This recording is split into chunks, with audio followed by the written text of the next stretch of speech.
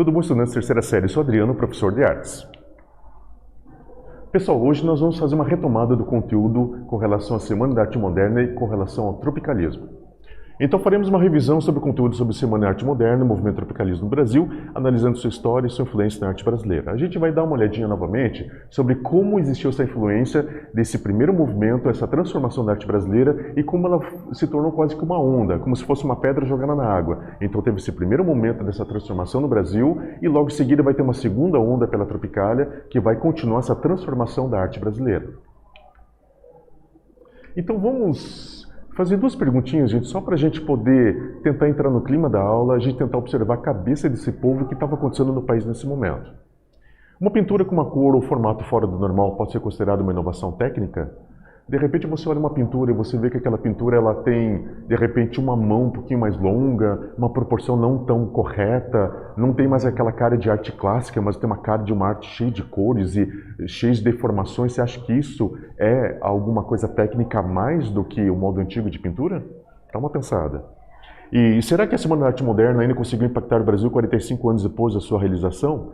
Você acha que lá de 1922 teve aquela Semana da Arte Moderna, lembrando vocês que nós estamos saindo de um período de monarquia, nós estamos entrando agora numa república, nós estamos tendo transformações do país, a capital do Brasil ainda era Rio de Janeiro nessa época, então a gente está tendo grandes transformações e logo em seguida ia começar a industrialização. Agora, um grupo de jovens traz uma arte diferenciada e essa arte, 45 anos depois, ela ainda vai influenciar o Brasil. Agora nós estamos falando da década de 60, será que isso vai trazer uma transformação também? Essa aula vai responder para nós. Vamos pensar bem uma coisa. Anita Malfatti. Anita Malfatti, em 1917, realizou uma exposição expressionista. Foi criticada pelo escritor jornalista Monteiro Lobato em uma coluna conhecida como Paranoia ou Mistificação, intitulada A Propósito da Exposição Malfatti, no jornal Estado de São Paulo.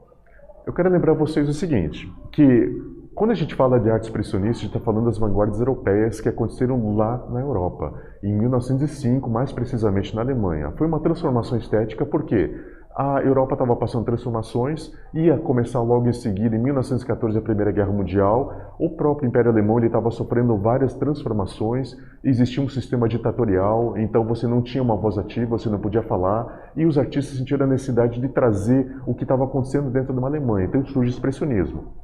Nós tivemos Lazar Segal, o lituano, que ele esteve no Brasil visitando a família. Por ele ser de origem judaica, teve perseguição, então a família dele veio para o Brasil para se isolar. E lá, em 1913, ele fez uma exposição. Por ele ser uma pessoa estrangeira, ele fez uma exposição expressionista, o pessoal não deu muita bola. Mas a Anita Malfatti, que brasileira, ela tinha estudado fora, ela foi estudar na Alemanha, da Alemanha foi para os Estados Unidos e voltou para o Brasil com essa visão, essa arte moderna expressionista. Ela fez sua primeira exposição e Monteiro Lobato, grande personagem da nossa literatura brasileira, olhou aquilo e não gostou. Ele era jornalista, também comentou de uma forma pejorativa, só que mesmo ele falando que ele considerava aquela arte uma caricatura, ele acabou, na verdade, divulgando essa nova visão, tanto é que Oswald de Andrade viu, achou maravilhosa a exposição e defendeu o trabalho da Anita Malfatti. Então a gente viu que teve, na verdade, uma grande propaganda positiva para o trabalho expressionista dentro do território brasileiro. E a gente viu que com tudo isso foi planejada então a Semana da Arte Moderna, que irá expor à sociedade paulista um novo conceito de arte, literatura e música. Mediante esse, vamos colocar aqui, esse rompimento da estética brasileira, com essa nova exposição expressionista, todo o conjunto de artistas brasileiros já tinha a necessidade de ter uma arte nova, uma arte com características brasileiras, uma temática brasileira, uma visão brasileira, e com essa primeira exposição de 17, fez com que o pessoal tivesse coragem e falasse assim, vamos fazer uma exposição. Tanto é que Di Cavalcanti ele fez esse cartaz da Semana da Arte Moderna e eles fizeram esse planejamento, fizeram toda uma visão nova de arte, lembrando que nós temos Vitor Brecheret, Oswald de Andrade, Mário de Andrade, nós temos vários outros personagens muito importantes e eles deram início da Semana da Arte Moderna. Então o que acontece? Foi feita uma programação lá no Teatro Municipal de São Paulo, enfim, está organizada a Semana da Arte Moderna no Brasil. Dia 13 foi a abertura conferencista Graça Aranha e a exposição de artes visuais. No dia 15, leitura e exposição de artes visuais. No dia 17, músicas com Vila Lobos e exposição de artes visuais. A recepção do público foi tremendamente negativa, julgaram ser um festival de horror. Olha só, o pessoal não estava preparado ainda para isso. Mas agora pense o seguinte, dia 13, Oswaldo Aranha. Oswaldo Aranha era uma pessoa, Graça Aranha, desculpa, Graça Aranha era uma pessoa de renome no Brasil, grande conferencista, estadista, era uma pessoa que representava o Brasil e ele falou da necessidade de uma arte moderna brasileira. Pelo respeito de pessoa pública, todo mundo ficou muito quieto e todo mundo ouviu atentamente. No outro dia, no dia 15, teve leituras. Nós tivemos Menalti Del Pitti, nós tivemos Mário de Andrade, nós tivemos várias pessoas ali fazendo leitura e Manuel Bandeira, que estava doente na época, não pôde participar, ele mandou seu poema Os Sapos, que Ronald Andrade, se não me engano o nome dele, eu sei que o escritor Ronald, ele acabou lendo esse poema e foi vaiado. Porque o pessoal não estava preparado. Era um poema que fazia um jogo de palavras e saía daquele sistema antigo de literatura parnasianista, que é aquela literatura super realista, mas traz uma literatura que é mais solta e que busca muito mais essa temática brasileira. Então, nesse dia já deu aquele grande choque entre sociedade paulista e essa nova visão de arte moderna. E no dia 17 nós tivemos Vila Lobos. Lembrando que Vila Lobos, em 1905, ele já tinha viajado todo o Brasil, ele estava ouvindo toda a musicalidade brasileira, ele estava trazendo aqui temas indígenas, está trazendo várias temáticas muito brasileiras, muito raiz, muita questão de Nordeste, muita questão de Norte, muita questão de Centro-Oeste, Sul, fazer toda essa miscelânea de música e começou a apresentar. Lembro até um fato que ele entra com um pé em chinelo e um pé calçado, porque ele tinha gota, então ele estava com o pé machucado, e o pessoal achou que ali já era uma parte da arte moderna, mas não, ele deixou bem claro que ele só estava machucado, mas o que ele ia apresentar era a música. E foi uma grande transformação, porque ele já era conhecido mundialmente, e nisso o pessoal ficou estupefado de ver essa nova linguagem de música.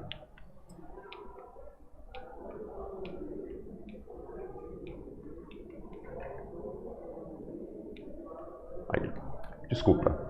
E nós vamos ver então as principais características dessa arte moderna. A primeira característica é a ausência do formalismo, a ruptura com o academismo e o tradicionalismo. Ou seja, nós não temos mais agora moldes pré-estabelecidos, então nós temos uma liberdade de criação. Outra coisa, crítica ao modelo parnasiano.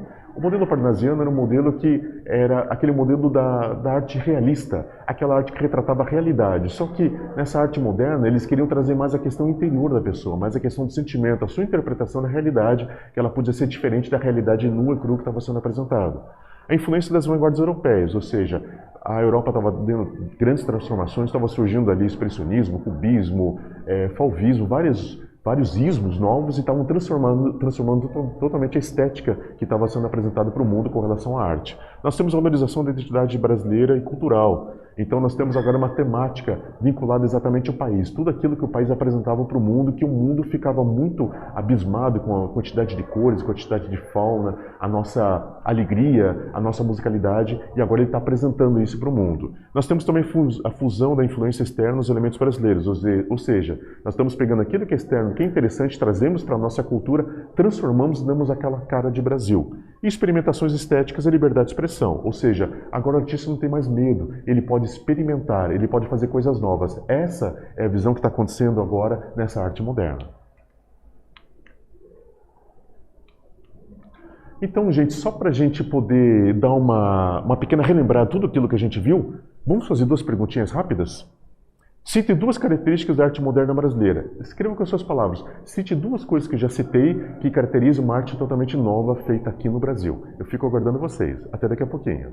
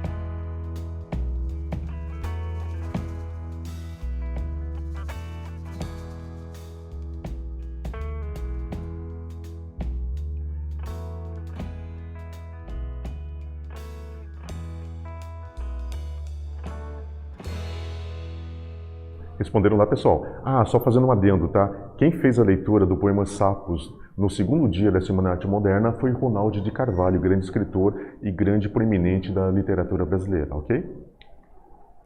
Então vamos seguir agora adiante, gente. Vamos ver o que está acontecendo agora nessa segunda onda da arte moderna. Nós estamos falando agora de 45 anos depois da Semana Arte Moderna e a gente vai ver o resultado que vai acontecer dentro do Brasil ainda.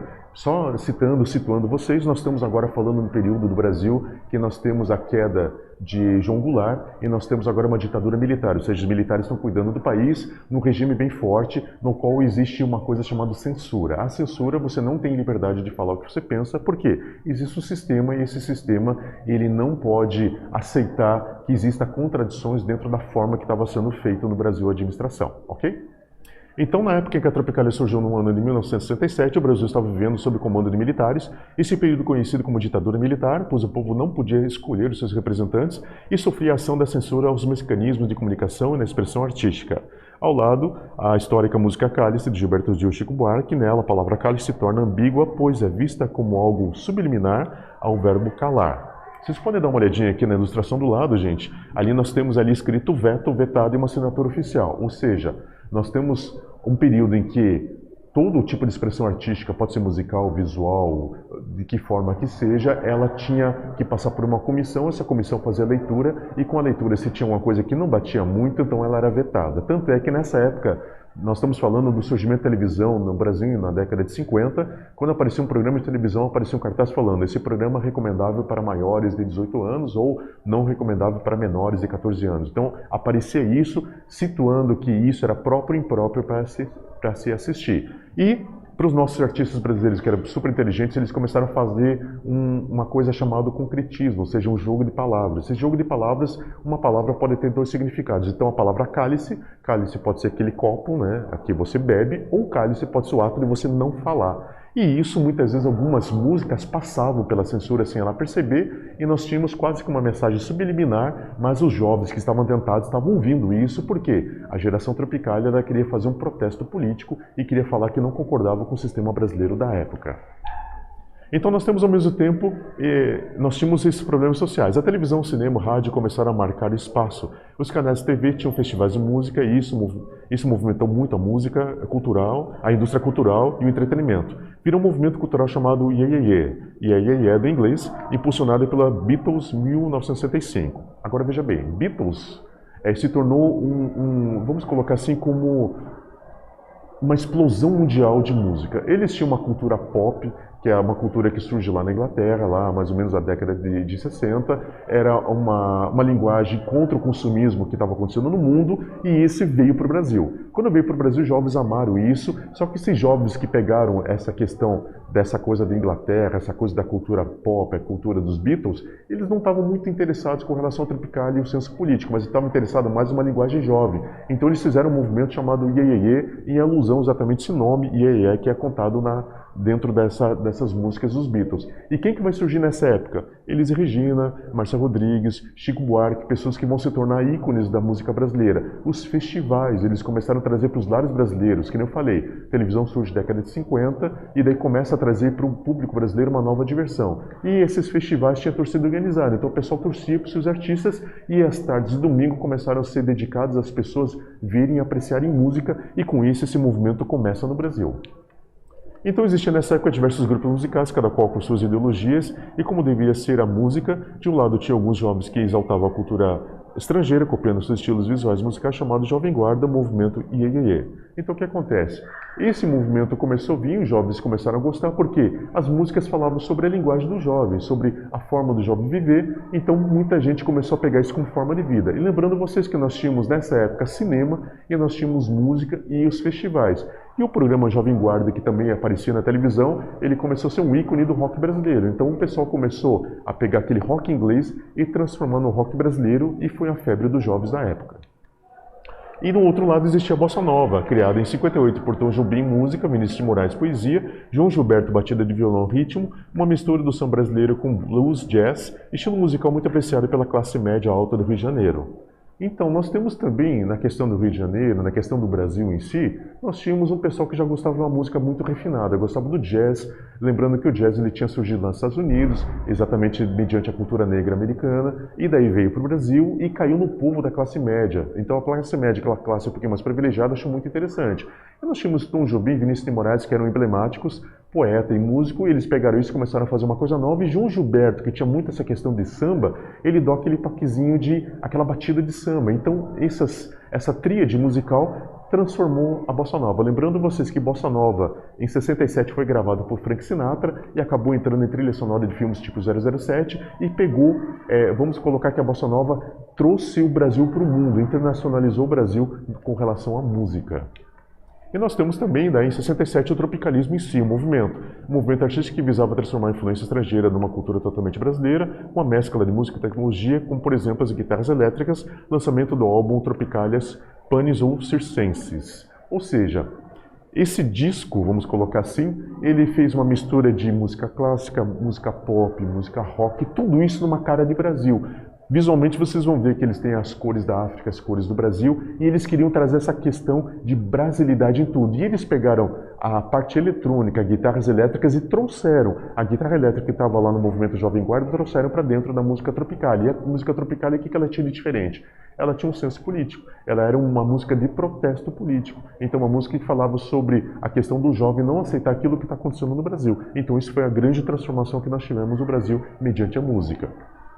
E daí surge na Bahia com grandes líderes jovens compositores. Nós temos a figura de Caetano Veloso e Gilberto Gil, que acabaram sendo exilados do país por conta da censura militar. O nome Tropicália vem de uma obra das artes plásticas do mesmo nome, criado por Hélio Oiticica. Ou seja, esses jovens começaram a fazer um jogo de palavras, começaram a fazer letras com duplo sentido, e essas letras elas iam contra o sistema. Eles não queriam fazer parte do sistema, mas queriam que o sistema fosse abordado pelos jovens e fosse trazido com uma linguagem clara para que as pessoas compreendessem o que estava acontecendo no Brasil. Mediante isso, infelizmente, a censura acabou os menosprezando, os tirando de cena, prendendo e depois isolando. Lembrando que a Tropicália aconteceu de 67 a 68 e o nome Tropicália é graças ao artista Hélio Oiticica, artista neoconcretista, que ele também trouxe a visão nova com relação à arte e ele foi o que influenciou o nome. E nós temos aqui a obra Tropicália. Essa obra que vocês estão vendo aqui é uma instalação do neoconcretista onde o visitante interagia com a obra caminhando sobre pedras, areia e terra. As paredes de madeira em um pequeno labirinto que lembra muitos humildes barracos de uma favela, um ambiente tropical tipicamente brasileiro de uma comunidade. O que o Hélio inovou? O Hélio começou a fazer uma arte social, ou seja, ele começou a trazer que as comunidades, favelas, elas eram abandonadas pelo sistema. Então ele começou a trazer exatamente com que as pessoas pudessem entrar dentro de uma comunidade e sentir a sensação de estar numa comunidade que tinha a parte tropical do Brasil, que é maravilhosa, mas conflitado com o problema do abandono cultural e social que a população fazia. Então essa abordagem era uma abordagem que trazia exatamente, tirava o pano da frente da realidade, mostrando para a pessoa o que estava acontecendo. E isso foi o que inspirou muito a Tropicália também, que era exatamente trazer a realidade nua e crua por meio da música e por meio da arte visual. Ok? Vamos fazer uma última perguntinha, pessoal, só para a gente ver tudo aquilo que a gente aprendeu até nesse momento. Qual movimento musical surgiu a partir dos festivais de música que eram apresentados pela TV? Acabei de falar. Me diz, qual movimento foi apresentado pela TV? Escreva com suas palavras, fico aguardando vocês. Até daqui a pouquinho.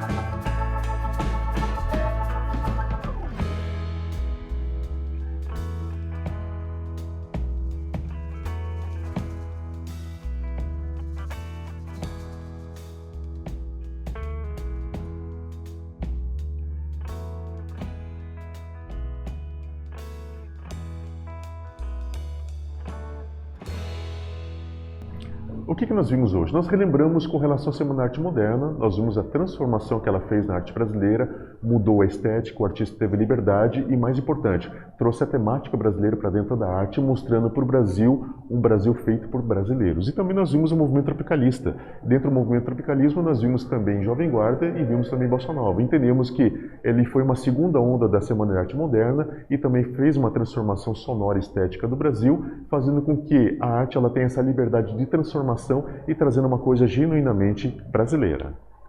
Ok, pessoal? Espero que essa aula tenha sido bastante proveitosa e tenhamos relembrado bastante coisas das aulas anteriores, ok? Nos encontramos na próxima oportunidade. Até lá. Tchau, tchau.